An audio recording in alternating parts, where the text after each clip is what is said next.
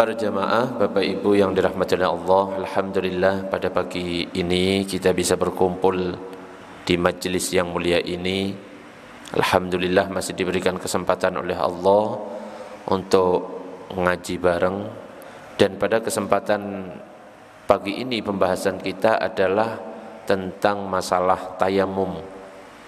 Dan kalau berbicara tentang tayamum, secara bahasa tayamum itu artinya al-qasdu. Al-qasdu itu artinya bermaksud.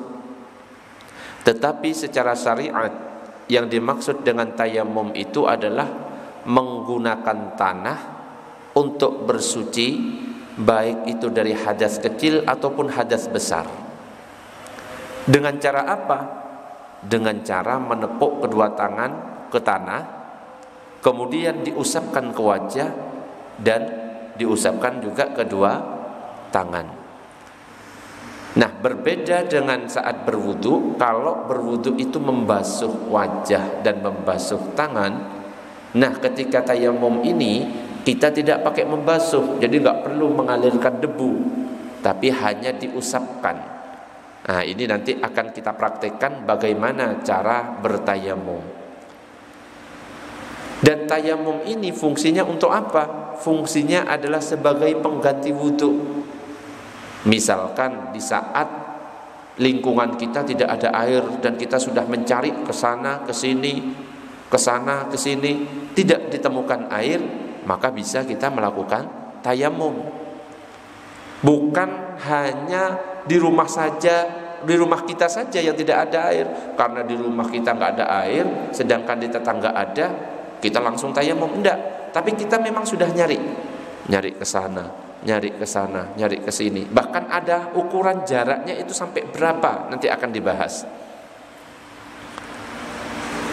Atau ketika seseorang misalkan sedang hadas kecil ataupun hadas besar, tidak menemukan air atau dalam kondisi sakit, maka untuk menghilangkan hadas kecil itu bisa dengan tayamum, atau juga bisa dengan saat menghilangkan hadas besar juga bisa dengan tayamum. Tidak perlu, karena ketika menghilangkan hadas besar dengan air, mandi harus rata sampai seluruh badan. Ketika pakai tanah dia harus berguling-guling, tidak usah. Tapi cukup dengan cara tayamum. Allahumma shalli ala Sayyidina Muhammad. Ini kayaknya ngantuk semua ya. Allahumma shalli ala Sayyidina Muhammad. Dan yang perlu kita perhatikan, satu tayamum itu untuk satu sholat fardu saja. Duhur satu tayamum. Tidak bisa satu tayamum terus dipakai duhur dan asar karena memang belum batal. Tidak bisa. Tapi batal atau tidak batal, satu tayamum itu hanya cukup dipakai untuk satu sholat fardu. Tapi untuk sholat sunnah yang mengiringi qobliyah dan ba'diyahnya boleh, tidak harus tayamum lagi. Tapi khusus sholat farduhnya hanya berapa? Satu saja.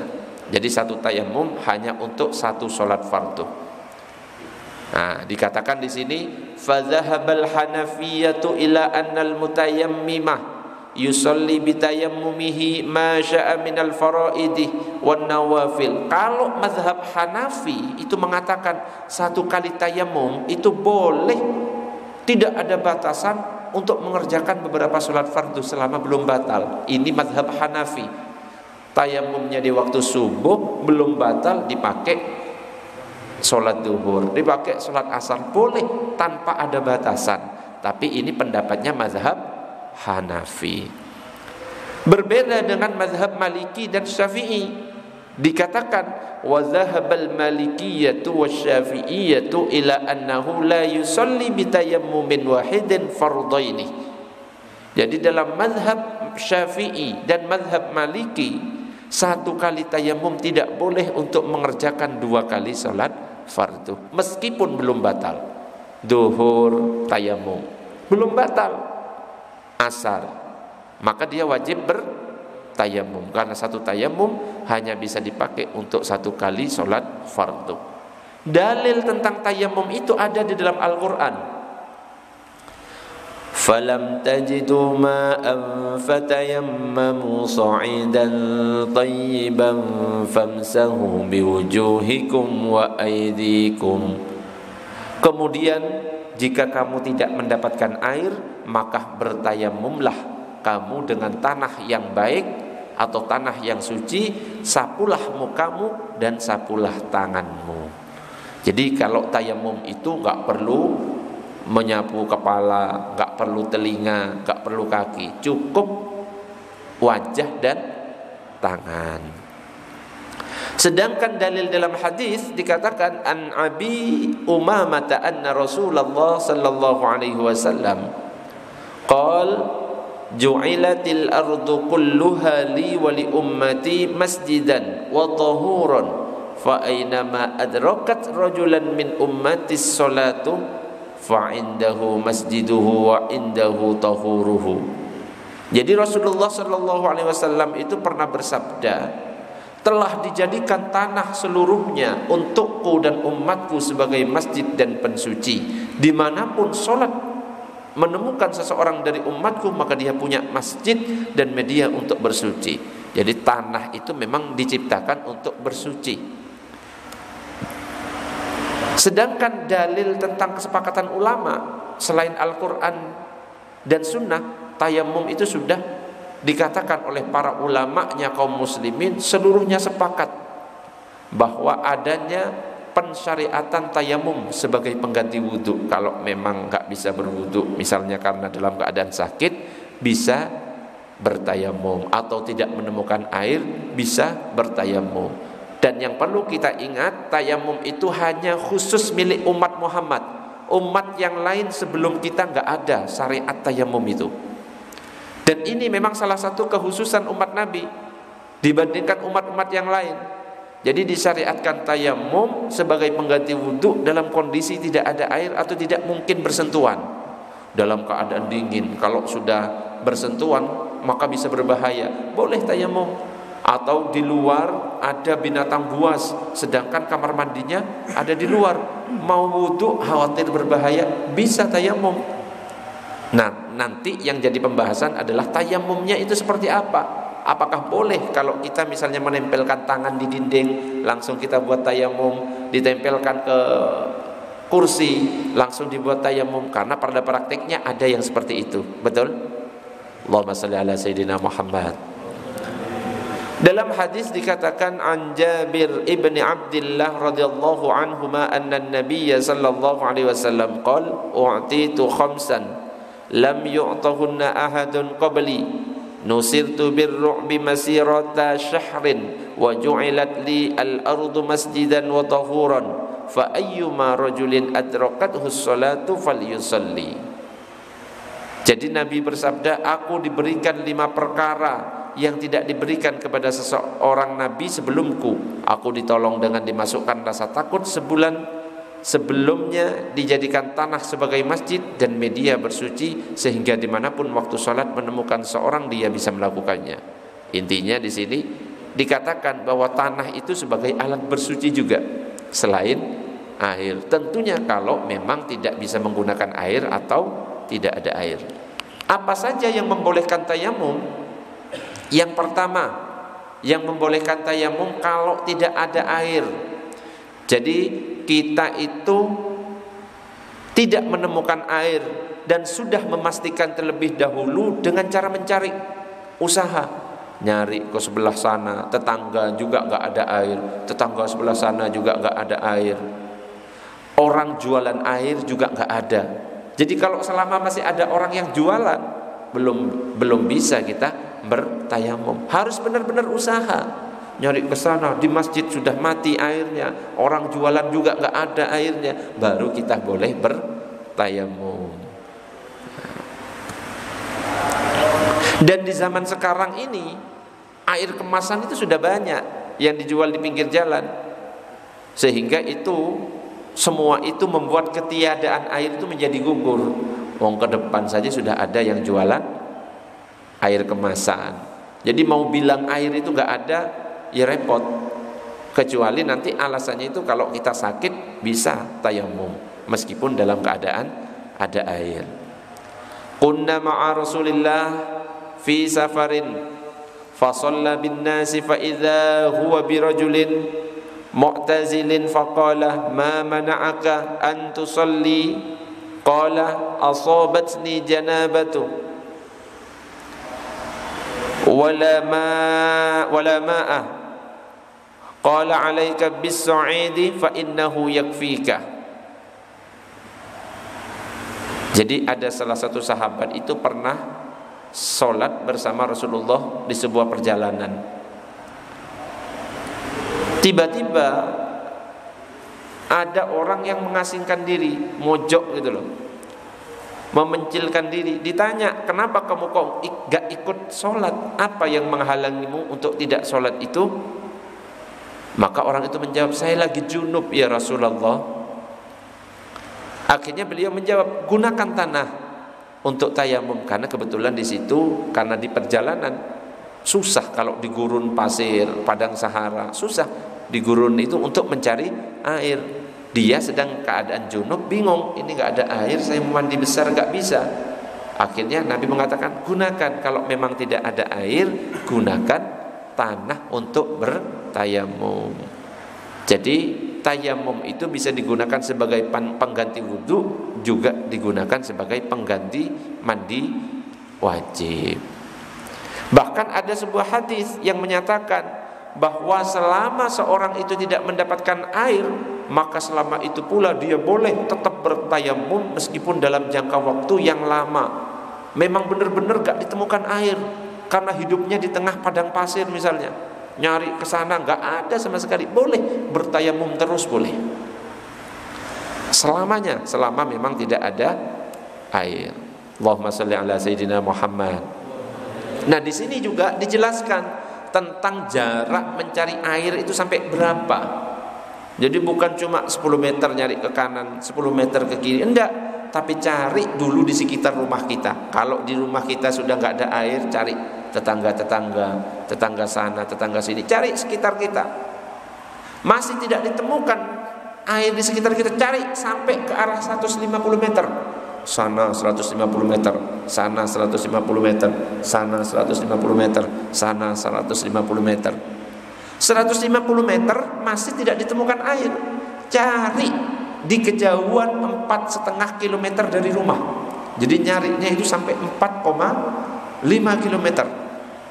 Jauh berarti ya, lumayan. Tapi kalau misalkan kita sudah dapat info di sana itu juga nggak ada kewajiban sampai 4,5 km langsung bisa bertayamum. Yang penting itu sudah yakin, oh ternyata ada kabar 4,5 km dari sini juga air nggak ada, jadi langsung boleh bertayamum. Itu tentang jarak untuk mencari air. Allahumma shalli ala sayyidina Muhammad. Jadi yang pertama yang membolehkan kita untuk bertayamum adalah tidak ada air setelah kita mencarinya. Yang kedua adalah ketika kita sakit. Dalam keadaan sakit, hukum bertayamum itu bukan wajib. Jadi tayamum itu bukan wajib, kalau sakit wajib tayamum, enggak. Tetapi hukumnya boleh. Kalau kita bilang itu, kalau memang sakitnya masih tidak membahayakan untuk pakai air, jadi masih boleh memilih. Bukan pas kalau sakit langsung wajib pakai tanah untuk bertayamum, enggak. Tapi ketika kita sakit boleh memilih. Kalau memang katanya dokter enggak boleh pakai air, boleh bertayamum. Tapi kalau dokter sudah mengatakan ini kalau kena air malah tambah bahaya, saya maksakan pakai air, malah itu dosa karena membahayakan diri sendiri. Wajib itu jadinya hukumnya pakai tanah untuk bertayamum. Jadi diceritakan dalam hadis, kami dalam perjalanan tiba-tiba salah seorang dari kami itu tertimpa batu dan pecah kepalanya. Namun ketika tidur dia mimpi basah. Ya, ada salah satu sahabat kecelakaan, kepalanya pecah karena kena batu. Tapi ketika tidur di malam harinya dia malah mimpi basah dalam keadaan junub. Akhirnya dia bertanya kepada temannya, apakah kalian membolehkan aku bertayamum? Ya apa ini? Air gak ada, saya dalam keadaan junub di perjalanan, kepala saya luka, boleh nggak saya bertayamum? Teman-temannya menjawab, kami tidak menemukan keringanan bagimu untuk bertayamum, sebab kamu masih bisa mendapatkan air. Jawaban sahabat yang lain seperti itu. Akhirnya orang yang sakit itu, yang kepalanya pecah, mandi karena dijawab seperti itu. Ternyata akibat kena air tambah parah penyakitnya, mati. Akhirnya ketika nyampe kepada Rasulullah diceritakan kejadian itu, maka Nabi marah dan mengatakan berarti mereka itu telah membunuhnya. Dikatakan membunuh. Padahal kata Nabi, seharusnya kalau memang kalian itu tidak tahu, jangan menjawab, tapi bertanya dulu. Karena sebenarnya dia itu bisa bertayamum. Nah, sebenarnya orang dalam keadaan seperti itu, kalau tidak memungkinkan untuk kena air, boleh bertayamum. Karena sahabat yang lain itu enggak bertanya dulu, tidak punya ilmunya langsung menjawab, akhirnya malah membahayakan orang lain. Jadi boleh ketika dalam keadaan sakit untuk bertayamum. Atau dalam keadaan suhu sangat dingin, dalam kondisi yang sangat dingin sampai menusuk tulang, untuk nyentuh air itu gimana gitu. Bahkan kalau nyentuh air sebuah siksaan karena sangat dinginnya. Bahkan ketika nyentuh air bisa menimbulkan bahaya. Jadi meskipun air masih ada, tidak dalam keadaan sakit, alasan suhu sangat dingin yang bisa membahayakan, itu juga bisa menjadi alasan kita untuk bertayamum. Ada lagi, nah ini dikatakan, ketika aku diutus pada perang Zatus Salasil, berkata dia itu, aku mimpi basah pada malam yang sangat dingin, dan aku yakin sekali bila mandi pasti aku celaka karena saking dinginnya air pada waktu itu. Maka aku bertayamum dan sholat subuh mengimami teman-temanku. Ketika kami tiba kepada Rasulullah, maka bertanya kepada beliau kejadian yang sudah dilakukan.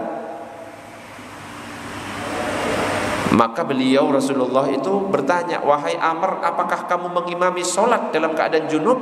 Aku menjawab, aku ingat firman Allah, janganlah kamu membunuh dirimu sendiri, sesungguhnya Allah Maha Pengasih kepadamu. Maka akhirnya aku tayamum ya Rasulullah. Maka Rasulullah kemudian tidak berkata apa-apa, cuma tertawa. Artinya apa? Boleh, ya. Jadi dalam keadaan suhu sangat dingin, ternyata boleh kita bertayamum. Tapi kalau cuma dinginnya dingin biasa, ya, masih kuat, ya tetap wajib pakai air. Ini dingin yang sangat dingin sampai menusuk tulang, bahkan bisa membahayakan. Mau nganget air untuk berwudu nggak sempat juga, nggak memungkinkan, maka boleh bertayamum. Terus berikutnya yang membolehkan kita tayamum, air tidak terjangkau. Jadi airnya tidak dijangkau. Meskipun ada air, tapi untuk mendapatkan ada resiko lain yang menghalangi. Misalnya apa? Takut bila dia pergi mendapatkan air, takutnya barangnya hilang. Dia itu barangnya bawaannya banyak, airnya tempatnya misalkan 100 meter di sana. Kalau dia harus pergi ke sana ninggalkan barang, khawatir barangnya hilang, boleh bertayamum. Atau karena memang di jurang tempatnya, air ada tapi tempatnya di bawah jurang, kalau harus turun membahayakan, maka boleh bertayamum. Atau mau ngambil air tapi di situ ada binatang buas, kalau melewati malah membahayakan dirinya sendiri, maka boleh bertayamum. Jadi air tidak bisa dijangkau. Atau air tidak cukup, ada orang yang kehausan, kalau ini dipakai wudu, orang ini bisa mati kehausan, maka yang lebih diutamakan orangnya itu dipakai minum. Kalau dia tidak cukup airnya, maka bisa dipakai bisa pakai tanah untuk bertayamum. Atau habisnya waktu, kalau harus ngambil air jauh tempatnya, bisa-bisa waktu sholat duhur ini lewat, maka boleh bertayamum terlebih dahulu untuk tidak kelewatan waktunya. Jadi macam-macam. Itu beberapa hal yang membolehkan kita bertayamum. Dan tanah yang bisa kita pakai untuk tayamum itu apa? Tanah yang suci dan sudah benar-benar dipastikan suci. Kalau tanahnya tercampur najis, maka tidak bisa digunakan untuk tayamum. Bagaimana cara tayamum? Cara tayamum itu ada dua versi.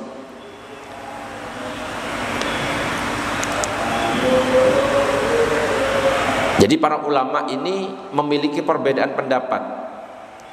Yang pertama terkait dengan jumlah tepukan, apakah sekali tepukan atau dua kali. Dan juga perbedaan dalam menetapkan batasan tangan yang harus diusap. Ada yang cuma pergelangan tangan, ada yang sampai siku. Jadi ulama itu berbeda pendapat. Cara yang pertama, dan ini pendapat dari Hanafi dan juga mazhab Syafi'i dalam qaul jadidnya, tayamum itu terdiri dari dua tepukan. Tepukan pertama, jadi tangan itu diletakkan di tanah. Kemudian tepukan pertama itu untuk wajah. Dan tepukan kedua untuk kedua tangan. Jadi setiap kita mau mengusap anggota tayamum harus menepuk tanah yang baru. Ini pendapat mazhab kita, mazhab Syafi'i, berdasarkan hadis an Abi Umamah wa Bani Umar anna Nabiyya sallallahu alaihi wasallam qala at-tayammumu darbatani, bahwa tayamum itu terdiri dari dua tepukan. Tepukan yang pertama untuk wajah, tepukan kedua untuk tangan. Coba semuanya kita praktek. Tangannya diangkat semua. Anggap di depan kita sudah ada tanah yang suci. Jelas semuanya ya? Tangan diletakkan, semuanya diletakkan. Kemudian ditiup atau diginikan biar tidak terlalu tebal.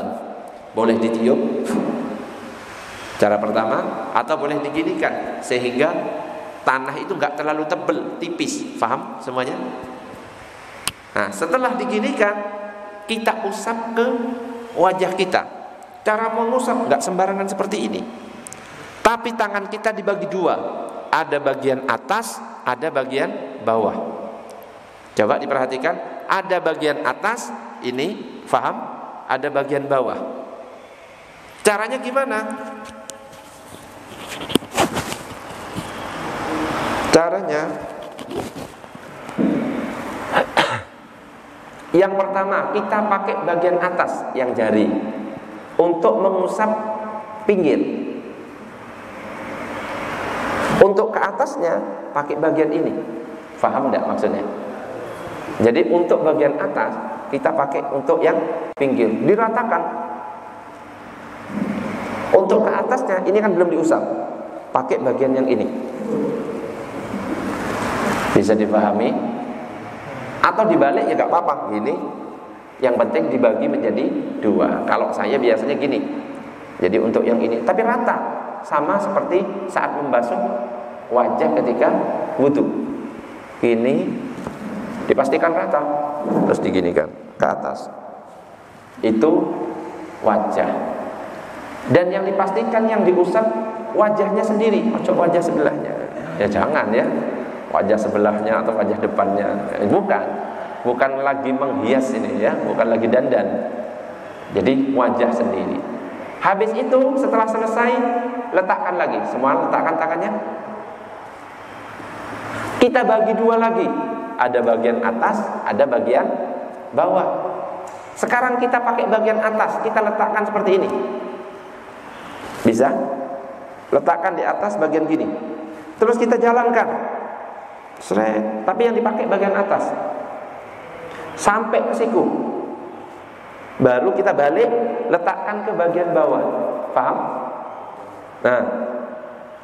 Paham? Jalankan lagi. Sambung. Bagian atas, seret. Bagian bawah. Habis itu selesai. Bisa dipahami cara tayamum? Itu cara tayamum dalam mazhab kita, mazhab Syafi'i. Memang ada cara kedua. Cara kedua itu pendapatnya mazhab Maliki dan mazhab Hambali. Satu tepukan, jadi satu kali gini, langsung untuk wajah dan juga langsung untuk tangan. Bahkan tangannya itu ada yang mengatakan cukup pergelangan tangan, gini tau. Sudah, itu pendapat mazhab Maliki Hambali. Tapi kalau mazhab kita, mazhab Syafi'i, seperti yang kita praktekkan. Coba diulangi bersama-sama. Tangan diangkat, diletakkan di tanah. Tanah itu harus ada tanahnya, gak boleh di dinding. Jadi ada tanah suci yang ada debunya, bukan kerikil-kerikil, tapi tanah ada debunya. Kalau mazhab Syafi'i harus ada tanahnya. Bisa dipahami? Jadi gak boleh kalau misalkan ke kursi, mazhab Syafi'i mengatakan tidak cukup tayamum seperti itu, langsung ke dinding tidak bisa, tapi harus benar-benar ada tanah yang ada debunya. Bersama-sama tempelkan, boleh ditiup atau diginikan supaya tipis. Wajahnya jangan lupa dibagi dua, diputer, dijilat, dicelupin. Itu Oreo ya. Langsung ambil lagi yang kedua. Tangannya jangan lupa bagi dua lagi, dijalankan, diputar lagi, balik, pindah ke satunya, putar lagi, sudah selesai. Wes, itu cara tayamum.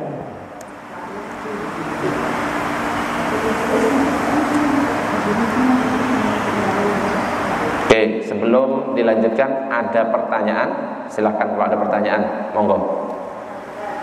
Iya. Silakan. Di dalam bis berarti tidak bisa tayamum. Di dalam bis tapi tidak bisa tayamum. Kita di dalam perjalanan, posisi di dalam bis, mau wudhu tidak bisa, betul? Tidak bisa. Mau tayamum tidak memenuhi karena Ustadz tadi bilang harus ada tanahnya, betul? Masa saya letakkan ke punggungnya orang, Ustaz? Nah, kan enggak kan? Bagaimana caranya? Caranya adalah sholatnya lihurmatil waqti. Misalkan kita perjalanan karena macet, waktu maghrib, betul? Karena pulang kerjanya jam 5, kita naik bis, ternyata bisnya macet, kita berdiri. Gak boleh kita meninggalkan bis nanti langsung tak sholat dibarengkan dengan isya, gak boleh. Kalau dalam mazhab Syafi'i tetap sholat semampunya. Bisanya apa kerjakan. Bisanya tayamum hanya nempelkan ke dinding, ke kaca, lakukan. Cuma ingat, ketika kita menempelkan ke kaca berarti tayamum kita tidak mencukupi. Bisa dipahami? Langsung sholat semampunya. Tapi ingat, ketika sholat di dalam bis tentunya kita tidak mencukupi syarat dan rukunnya, betul? Kita nggak bisa wudhu, nggak bisa menghadap kiblat, nggak bisa rukuk, nggak bisa sujud. Tapi tetap kita lakukan sholat semampunya dengan kodah seperti ini, nggak masalah. Itu untuk apa? Sebagai bentuk kita itu ngasih info kepada Allah. Ini saya tidak melewatkan waktu sholat, tapi sholatnya ini namanya sholat hormat waktu. Sholat hormat waktu itu niatnya gimana? Usolli fardal maghribi salasa raka'atin li hurmatil waqti lillahi ta'ala. Jadi hanya sholat hormat waktu. Ketika sudah sampai di rumah, meskipun sudah lewat waktu. Kenapa? Karena kita tidak melalaikan kewajiban. Tapi karena kewajiban yang kita kerjakan tidak sempurna, kita nggak bisa wudhu, sholatnya nggak bisa ngadep kiblat, nggak bisa rukuk, nggak bisa sujud, maka kita ulang. Allah, saya mengqadha sholat maghrib karena Allah. Bisa dipahami, ibu-ibu? Bisa dipahami? Atau misalkan kita dalam perjalanan pakaian kita najis, kita nggak bawa baju ganti, waktu sholat sudah masuk. Kita sudah di masjid, waduh, di masjid juga gak menyediakan baju ganti, pokoknya gak nemu baju ganti. Orang jual baju gak ada, sedangkan baju kita dalam keadaan najis. Apakah kita lalu gak sholat? Enggak, saya lagi najis, baju saya gak sholat. Enggak, tetap kita sholat. Sholatnya untuk apa? Sholatnya hanya lihurmatil waktu. Kenapa kok dikatakan lihurmatil waktu? Kita tidak bisa memenuhi syarat dan rukunnya. Syaratnya apa? Harus suci, betul? Tapi kita tetap sholat. Tapi niatnya lihurmatil waktu. Ketika sampai di rumah kita misalnya, kita bisa ganti baju sempurna, dikodoi. Saya mengkodok sholat duhur karena Allah Ta'ala. Ada pertanyaan yang lain? Monggo. Bapak, monggo silakan.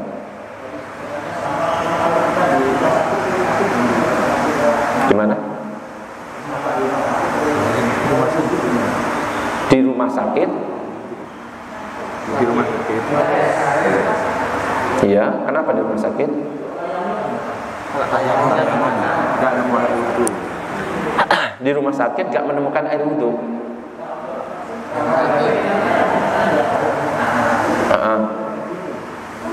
Ya apa Pak Bobi, gak dengar saya.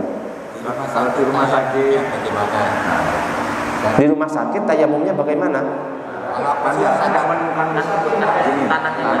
Oh, tanahnya gak ada. Biasanya kalau kita di rumah sakit Islam, Bapak nanti tempelkan ke itu. Dalam mazhab Syafi'i tidak mencukupi. Saya katakan tidak mencukupi. Bisa dipahami? Tayamum itu syaratnya ada tanah dan juga ada debu. Makanya kalau ada kayak gitu, itu tidak mencukupi sebenarnya. Jadi sebatas kalau di rumah sakit, apalagi dalam keadaan diinfus, wudhu gak bisa sempurna jelas. Paham kan? Kalau lagi diinfus apa bisa wudhu? Ada yang mengusahakan wudhu, tapi tentunya bagian ini gak terbasuh. Ketika dia sholat, apakah sah? Tentunya gak sah. Paham? Kenapa? Ada bagian yang tidak terpenuhi syarat sahnya, yaitu wudhunya. Ketika ada bagian yang tidak terpenuhi, maka sholat yang dilakukan selama di rumah sakit itu adalah sholat hormat waktu. Ketika sembuh, bisa wudhu dengan normal. Ulangi satu-satu aja, dicicil. Saya mengqadha sholat ini. Allahu Akbar. Begitu juga ketika tayamum, misalnya disuruh tayamum, gak ada tanahnya, hanya suruh ke dinding. Berarti kalau dalam mazhab Syafi'i tidak mencukupi tayamumnya, artinya tidak terpenuhi syarat-syarat dari tayamumnya. Sholatnya gimana? Ya hanya hormat waktu. Karena apa? Tidak bisa memenuhi syarat-syarat dari tayamum. Seperti itu. Loh kok ketat Ustaz? Ya, kita berbicara tentang mazhab Syafi'i. Kalau dalam mazhab Syafi'i nggak sembarangan memang. Yang paling hati-hati dan yang paling ketat itu mazhab Syafi'i. Nyentuh istri aja batal. Betul? Kalau mazhab yang lain, nyentuh istri kalau tidak syahwat nggak batal. Kalau syahwat baru batal. Bahkan ada yang bilang gak batal sama sekali, baru berhubungan intim baru batal. Ada lagi yang seperti itu. Jadi kalau gak bisa tayamum, gak bisa menyediakan tanah, berarti sholat yang dikerjakan hanya sholat hormat waktu. Dan dilihat ketika tayamum dalam keadaan diinfus, berarti ada bagian dari anggota badan kita yang tidak kena usapan, tidak terpenuhi lagi. Jadi kalau mazhab Syafi'i, infus itu sebenarnya harus ngulang karena hormat waktu itu. Apalagi berwudu kan ditempeli apa ya, yang menutup bagian untuk diinfus. Jadi wudunya itu tidak terpenuhi syarat rukunnya. Ya sudah, sholat aja semampunya, wudu semampunya, sholat semampunya. Karena tidak memenuhi syarat dan rukunnya, maka niatnya saya sholat fardhu zuhur 4 rakaat hormat waktu karena Allah Ta'ala. Allahu Akbar. Gitu. Ada pertanyaan yang lain? Monggo. Oke. Kalau sakit di rumah, semua sakit keluarganya nggak bisa. Ada pasir, beli pasir itu nggak bisa. Apa semua sakit? Terus tetap tempat pasir juga ada. Di rumah sakit semuanya, tidak ada air. Oh, nggak boleh pakai air. Nggak boleh pakai air. Terus beli Pasir juga nggak bisa kan? Syaratnya kan ada pasir kan? bukan pasir, tanah. Nggak ada. Tanah insya Allah ada di halaman. Jadi tanah itu nggak harus spesial amat nyari di tempat yang tinggal digali bagian dalam tanah, ambil, itu tanah. Jadi yang penting, kok ada najisnya di atas, buang najisnya, ambil di bawahnya. Bisa dipahami? Bukanlah bentuk pasir, bukan harus nyari di sini, enggak, di depan rumah saja boleh diambil. Paham? Bukan pasir, tanah. Bukan pasir, pasir nempel kabeh. Jadi tanah, ya, tanah yang berdebu. Tidak harus beli, di halaman rumah boleh. Kalau misalnya beli tanah Ustaz biar lebih aman yang bersih, enggak apa-apa. Tapi bukan pasir, ya, beda. Pasir sama tanah beda. Tanah yang berdebu. Di depan masjid kan ada tanah, tinggal digali sedikit, itu tanah namanya. Tapi ada debunya, bukan tanah yang keras-keras, bukan. Yang jelas-jelas kalau ditiup, itu ada berdebunya. Banyak kalau tanah itu. Nggak ada alasan bilang nggak ada tanah Ustaz. Loh, hidupnya di mana, gitu kan? Bisa dipahami, Bapak? Ada pertanyaan yang lain, monggo. Untuk mengganti sholatnya di jamak ya? Sholatnya bukan jamak. Jamak itu menggabung dua sholat namanya qadha. Berarti waktunya sama untuk zuhur sama kita berarti melakukan 8 kali Kalau mau mengqadha tidak harus di waktu yang sama. Saya meninggalkan waktu zuhur, jadi ngodoknya mengqadhanya di waktu zuhur enggak. Boleh diqadha di waktu asarnya, boleh diqadha di waktu maghribnya. Bisa dipahami? Sampai seminggu akhirnya dicicil gitu ya. Saya sholatnya 2 kali, nggak apa-apa. Pertama sholat yang wajib, yang biasanya karena berjamaah. Oke, baru berikutnya saya mengqadha yang pernah saya tinggalkan. Lintaskan saja dalam hati ketika takbir, Allah, saya mengqadha sholat zuhur karena Allah Ta'ala Akbar. Boleh dicicil. Jadi zuhurnya double. Bisa dipahami maksudnya? 8 kali berarti. Sholat biasanya karena waktunya, sholat 4 rakaat yang pernah ditinggal. Gitu. Monggo, ada lagi pertanyaan? Kalau ada air tapi kita nggak punya izin ataupun juga belum izin pada yang punya itu, kalau kita dipakai wudhu kan nantinya dosa. Nah itu gimana? Apa kita bisa pakai air itu atau kita tayamum aja? Apakah kita tayamum saja? Yang punya air cuma satu itu? Iya, kebetulan waktu itu di tempat itu hanya satu itu contohnya. Gak ada sama sekali, gak ada yang izin tayamum. Tapi nanti mengulang sholat ketika sudah ada orangnya, itu tayamumnya sebagai hormat waktu nanti ketika sholat. Saya mau minta, karena sudah datang orangnya misalnya, baru untuk sholat. Karena nanti ada yang tayamum tapi tetap harus mengulang. Ini, jadi ada yang tayamum sholat gak perlu mengulang sholatnya. Ada yang tayamum sholat tapi berikutnya harus mengulang sholatnya. Ada yang seperti itu. Perlu diketahui rukunnya pertama niat. Niat itu ketika memindah debu, saya bertayamum, ya. Niatnya itu nawaitu tayammuma listibahatis sholati al-mafrudati lillahi ta'ala.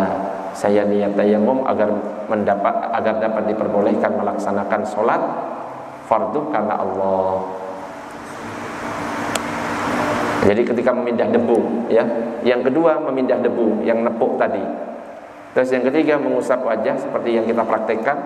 Yang keempat mengusap tangan, sudah kita praktekkan. Harus urut wajah, tangan, tidak boleh dibolak-balik. Sunnah-sunnahnya sama, kayak wudhu, baca basmalah, bersiwak, ya, membaca 2 kalimat syahadat, menghadap kiblat. Jadi hampir sama. Ustaz pakai kumur-kumur, ya enggak usah. Kumur-kumur itu ya apa, kumur-kumur pakai tanah. Ustaz pakai menghirup di hidung, ya apa sih? Enggak usah ya. Cukup.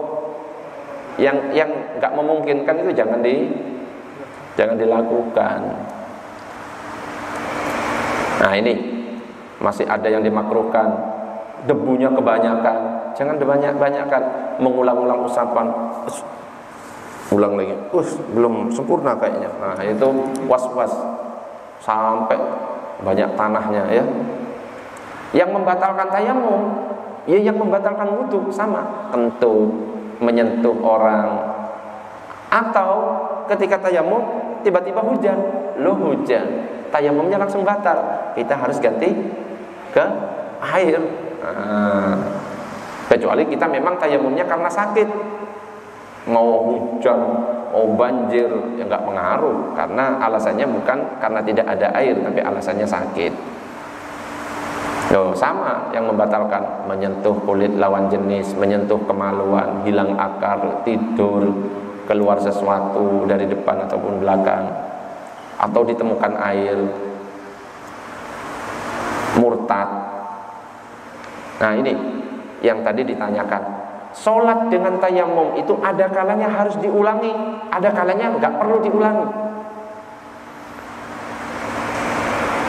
Tidak usah mengulangi apabila jadi kita bersucinya dengan tayamum, sholat sudah, sholat kita selesai.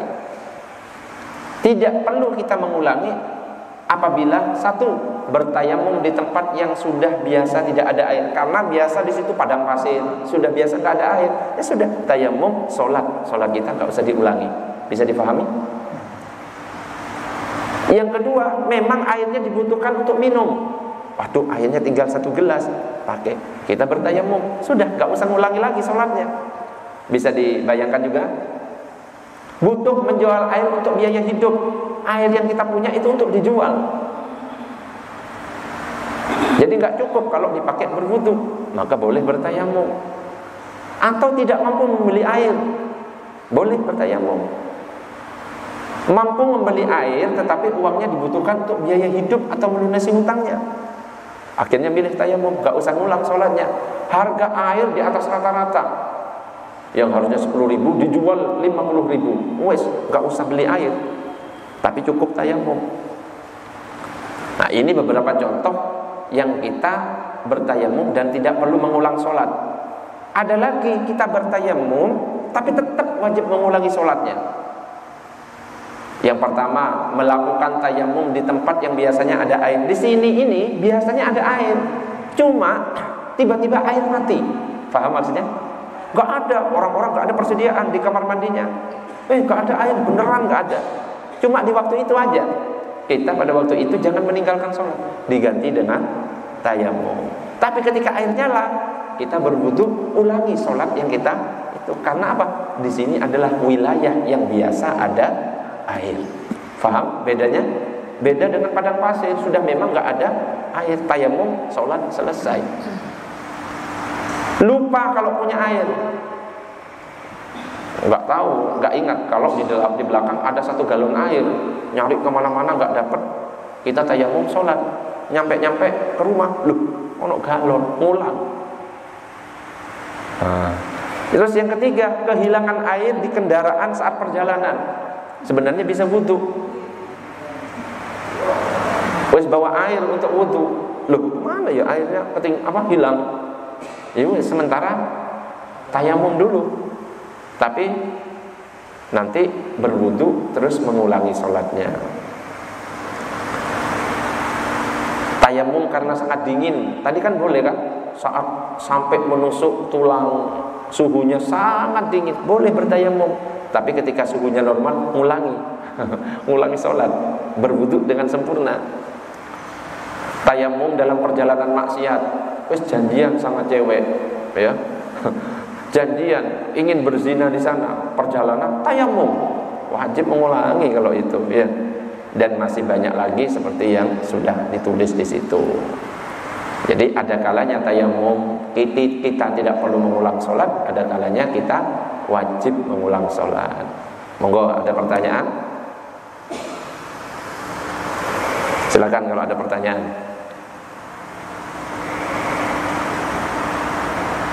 Ada pertanyaan? Monggo. Wes hampir 1 jam ini. Kayaknya ngantuk semuanya dari tadi.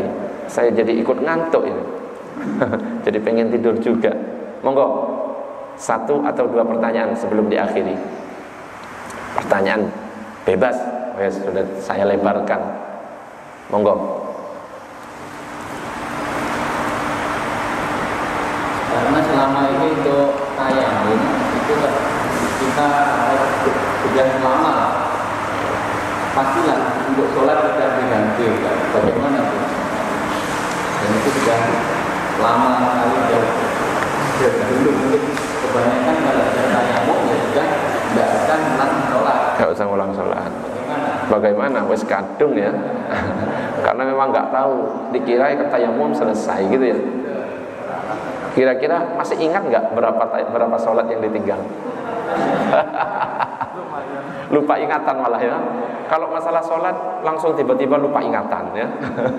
Masalah tagihan utang ke orang, ingat wes bertahun-tahun. Itu repotnya kita itu ya. Wes kalau sholat lupa gitu. Ya untuk berikutnya ya, karena kita sudah paham kalau terjadi seperti tadi itu, bagaimana mati? Dimatikan. Oh itunya mati, rusak. Oh dimatikan. Kalau terjadi yang kayak tadi, misalkan di sini sudah biasa ada air, tapi tiba-tiba mati di waktu jam ini sampai ini air nggak ada, kita tayamum, berarti harus mengulangi untuk berikutnya. Ya, mudah-mudahan diampuni dosa-dosanya yang dulu. Ada lagi pertanyaan? Nggih. Kan harus mengkobok. Kalau salah maksud maksudnya bukan maksud tapi yang dipakai untuk tayamum tadi itu tetap ulang kodok yang awalnya ya. Yang dulu saat tapi kalau seperti itu sering katakan Saat sakit nggak pakai maksud tapi gitu. oh dia nggak paham waktu itu gitu ya. Ya, sebenarnya cara yang paling hati-hati itu kalau sholat-sholat yang pernah kita kerjakan tapi tidak memenuhi syarat, sebenarnya wajib diqadha sebenarnya. Oh, ternyata saya pernah sakit, saya diinfus, saya butuhnya ya segitu-gitu aja. Saya sekarang tahu. Nah, sejak tahu itu harus ada inisiatif, wis tak qadha ae, tak cicil. Saya pernah sakit itu dikira-kira bisa, dikira-kira saya kayaknya seminggu. Nah, seminggu saya itu ada di rumah sakit dan saya pastikan karena saya diinfus saya tidak wudhu dengan sempurna. Ya wes, selama seminggu saya nanti sholatnya double. Sholat yang biasanya hari ini ya, berikutnya langsung sholat lagi, mengqadha. Selama seminggu selesai. Itu jauh yang paling aman. Kalau dalam mazhab Syafi'i yang tidak sempurna itu sebenarnya harus diqadha. Termasuk yang bapak tadi itu. Cuma tak bahagiakan saja, mudah-mudahan diampuni dosa-dosanya gitu.